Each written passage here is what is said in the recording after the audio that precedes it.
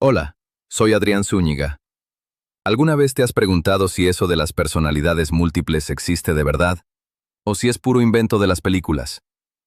Porque casi todos hemos visto escenas donde una persona cambia de voz, de actitud o hasta de nombre, y la verdad es que eso deja más preguntas que respuestas.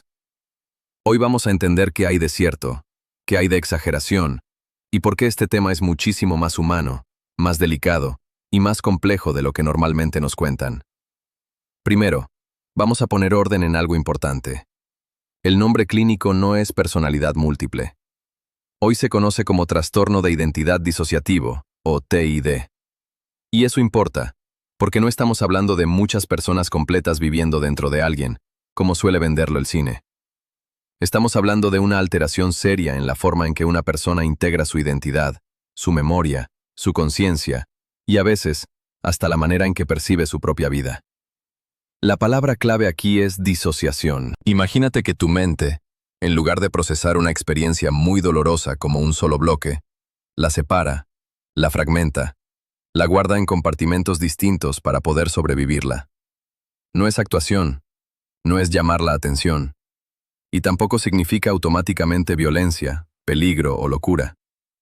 Significa que el cerebro encontró una forma extrema de protegerse cuando la realidad era demasiado abrumadora. Por eso muchas personas con TID no pasan su día haciendo cambios espectaculares como en las series.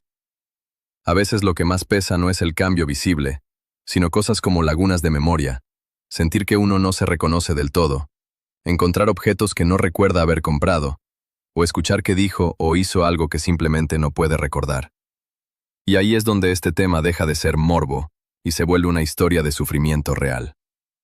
Ahora viene la parte fascinante. Cuando una persona vive estrés extremo, trauma repetido o experiencias muy abrumadoras, el cerebro puede activar mecanismos de supervivencia.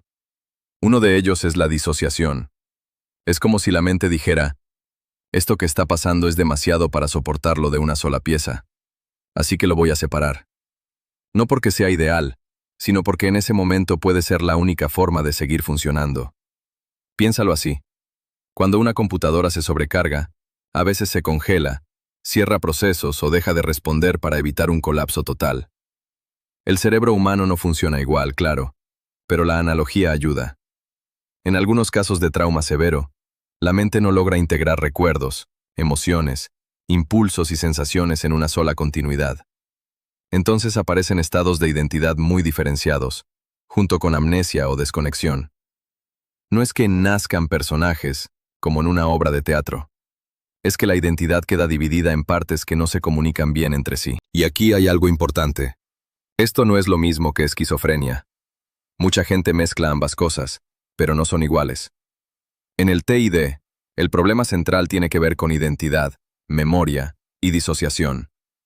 En la esquizofrenia, el cuadro clínico es otro. Confundirlas ha hecho muchísimo daño, porque convierte a personas traumatizadas en caricaturas de terror. Entonces, ¿cómo se ve esto en la vida diaria? A veces de formas muy discretas. Una persona puede sentir que pierde tiempo, como si hubiera pestañeado y de pronto ya pasaron horas. Puede encontrar mensajes escritos con otro tono, ropa que no recuerda haberse puesto, compras que no recuerda haber hecho, o sentir que por momentos se ve a sí misma desde fuera, como si estuviera desconectada de su propio cuerpo o del mundo. Y ojo, no todo cambio de humor, no toda contradicción, y no toda sensación rara significa TID. Todos tenemos partes de nosotros. El yo del trabajo, el yo con amigos, el yo que se rompe en privado, el yo que aguanta. Eso es humano. El problema aparece cuando esa separación deja de ser flexible y empieza a romper continuidad, memoria y funcionamiento. Ahí ya no estamos hablando de tengo diferentes facetas, sino de algo mucho más profundo y clínicamente serio. Por eso el TID suele pasar desapercibido durante años. Desde fuera, una persona puede parecer simplemente distraída, contradictoria, ansiosa, deprimida o complicada. Y mientras tanto, por dentro, está sosteniendo un nivel de fragmentación brutal. De hecho, no es raro que primero reciba otros diagnósticos o que tarde mucho tiempo en entender lo que le pasa. Pero aquí es donde esto se pone todavía más interesante.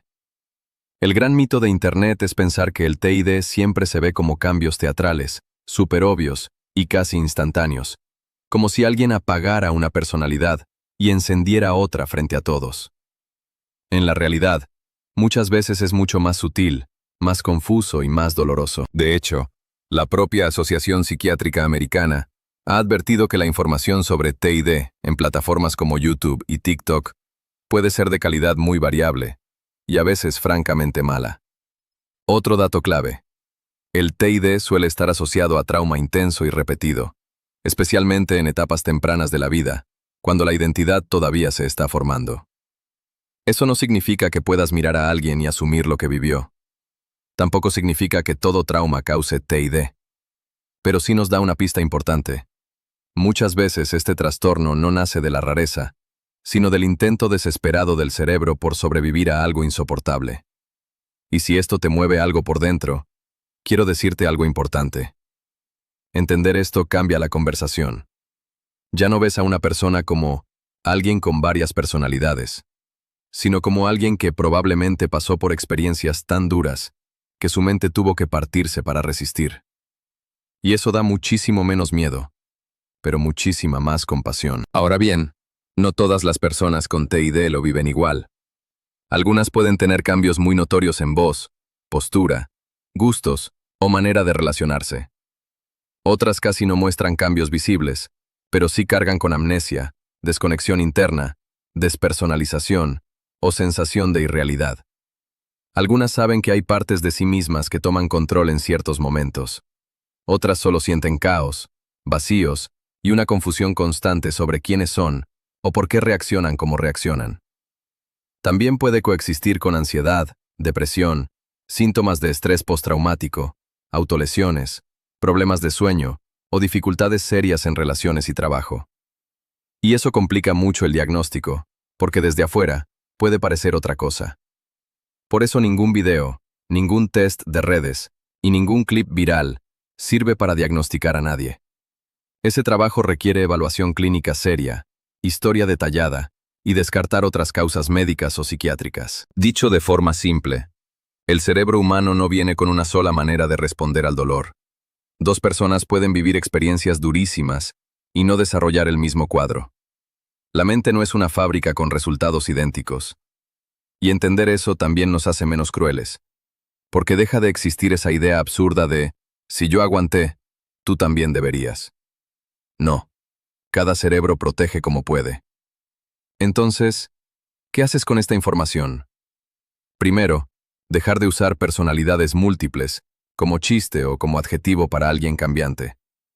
Parece poca cosa, pero no lo es. El lenguaje moldea cómo tratamos a la gente. Segundo, si tú o alguien cercano tiene lagunas de memoria, desconexión intensa, sensación de no reconocerse o síntomas que interfieren mucho con la vida diaria, lo correcto no es adivinar en TikTok. Es buscar ayuda profesional con experiencia en trauma y disociación. Y tercero, entender que el tratamiento existe. No suele ser rápido ni mágico, pero sí puede ayudar. El abordaje principal es la psicoterapia a largo plazo, y a veces se usan medicamentos para síntomas asociados como depresión o ansiedad. La meta no siempre es volver a una versión perfecta, sino lograr más seguridad, más estabilidad, más conexión interna y una vida más funcional y menos dolorosa. Si lo bajamos a tierra, la enseñanza más poderosa es esta. A veces lo que parece extraño desde fuera, por dentro fue una estrategia de supervivencia. Y cuando entiendes eso, cambias el juicio por comprensión. Y eso, honestamente, ya cambia muchísimo. La realidad es que el cerebro humano es una cosa impresionante. Puede aprender, adaptarse, protegerte, incluso de formas que, vistas desde fuera, parecen imposibles de entender. El TID no es un truco, no es un espectáculo, y no es un modo raro de ser. Es una herida compleja en la forma en que una persona sostiene su identidad, su memoria y su historia. Y cuanto más entendemos eso, menos miedo nos da, y más humanos nos volvemos. Si te gustó este tema, dale like. Y comenta acá abajo, ¿tú habías escuchado del TID de esta forma? ¿O solo como lo muestran las películas? Dale like, Suscríbete y activa la campanita para seguir explorando juntos lo más extraño de tu mente. Y si quieres, en el próximo video podemos hablar de otra duda que genera muchísima confusión. ¿Qué diferencia hay entre disociar, tener ansiedad y sentir que tu mente se apaga por estrés?